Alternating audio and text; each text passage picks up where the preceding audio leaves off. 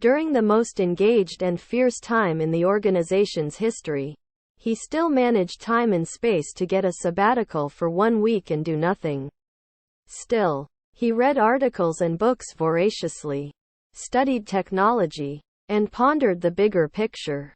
Today he still shells out time from the daily distractions of running his startup to think.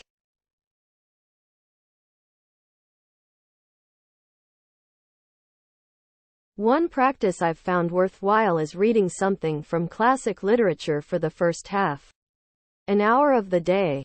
Not only does this keep at bay my previous uncanny knack for checking my email as soon as I wake up, but it also centers my day.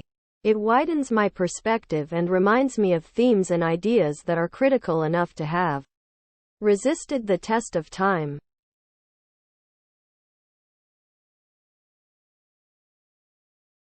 Efron's triumphs as a writer and screenwriter has a lot to do with her capacity to catch the core of a story, a skill she worked on in her earlier career as a journalist, however. For all her years in the fiercely competitive world of journalism, the lesson that influenced her most profoundly dates back to her high school years.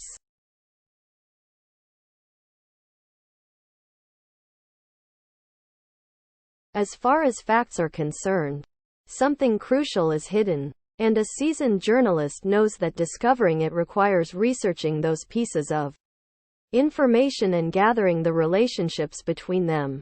As my field of operations is journalism, so I take this seriously. It means making those relationships and connections straightforward.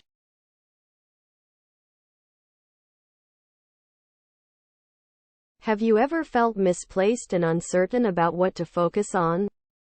Have you ever felt overpowered by all of the information coming to you and are in a dilemma about what to make of it?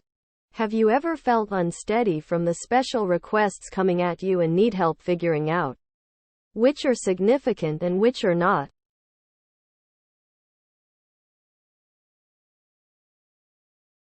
Being a journalist in your own life, you must refrain from hyper-focusing on all the microscopic details and see the bigger picture.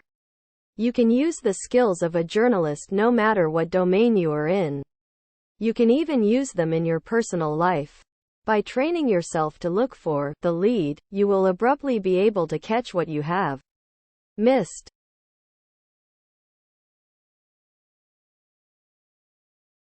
We instinctively know that we cannot examine every piece of knowledge we come across. Determining what is crucial to explore demands us to be disciplined in monitoring and screening all the competing and incompatible facts, options, and opinions regularly contesting for our attention.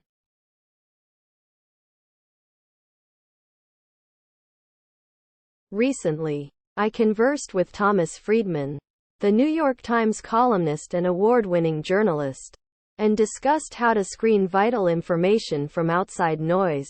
Before I met with him, he had been at a conference with authorities for a column he was writing. Someone at lunch thought at first that he was not paying heed to the altercation at the table, but he was hearing.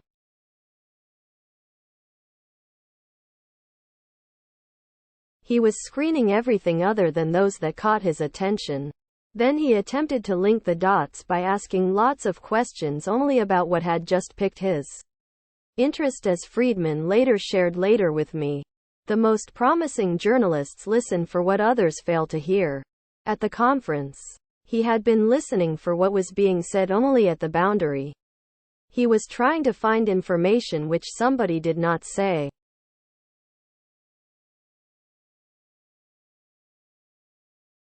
Non-essentialists do have a habit of listening. However, they listen while preparing to convey something. They get diverted by irrelevant noise. They put their central focus on insignificant details. They hear the most audible voice, but they need the correct message. In their willingness to react, they miss the point.